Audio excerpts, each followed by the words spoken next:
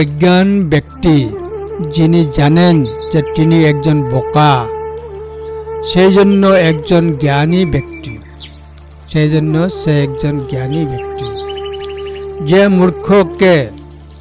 যে মূর্খ নিজকে পণ্ডিত বলিয়া জ্ঞান করে, সে যথার্থ যোদ্ধা মূর্খ।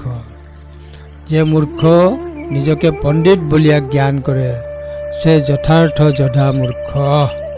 ধম্মপদ 63। একজন মূর্খ ব্যক্তি যদি সচেতন হয়ে ওঠে যে সে মূর্খ, তার সচেতনতার গুণে তাকে একজন জ্ঞানী ব্যক্তি হিসেবে বর্ণনা করা যেতে পারে। অন্যদিকে একজন মূর্খ ব্যক্তি যদি নিজেকে জ্ঞানী বলে মনে করে, তবে তাকে বোকা হিসাবে বর্ণনা করা যেতে পারে। যে নিজের মূর্খতাকে জানে, সেই মূর্খকে জ্ঞানী বলা হয়।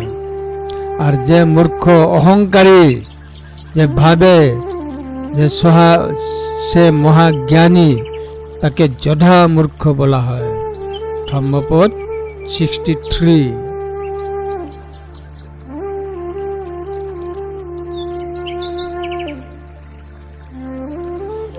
ইয়ো বালো মন্যতি বাল্যং পণ্ডিত বাপি তেনস বালস পণ্ডিত মানি স এ বালতি বুচ্ছতি।